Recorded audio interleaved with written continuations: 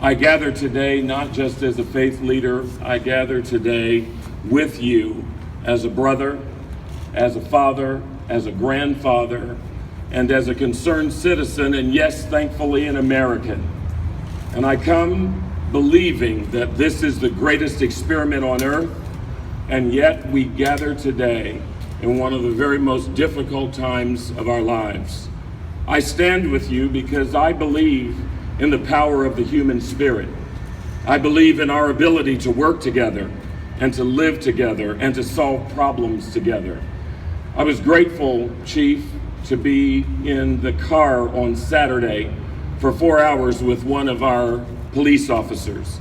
I was grateful to be here last night to walk the streets of Portland, and indeed, even to hear somebody when we were walking up this 4th Street last night, happened to be a white male who said, "Who let the gates open?"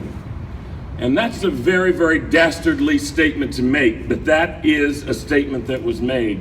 But what I'm grateful for is that we didn't get all bothered by what he said, because we're determined to walk with a spirit of love, a spirit of forgiveness, and a spirit of faith to believe that we can do anything when we work together.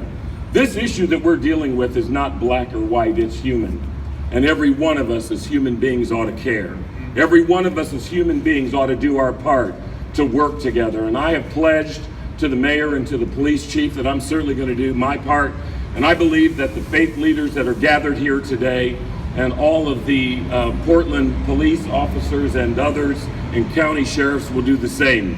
Let me tell you 2 things and then I'll take my take my stand. Number 1, I was proud of the Portland Police Department last night. I saw them on their motorcycles. I saw them as they were creating a certain amount of crowd control, and they did a beautiful job, and that often is not said.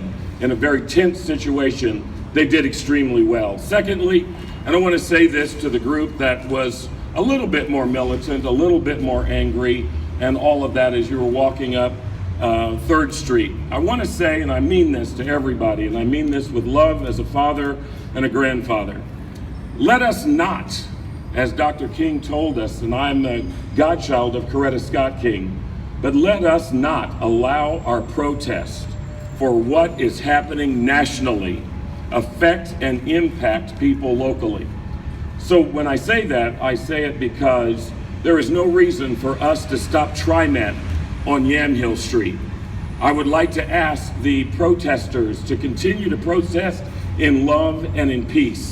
But I want to remind you that closing Yamhill, closing Morrison Bridge, somebody's trying to get to work. Somebody's trying to get home.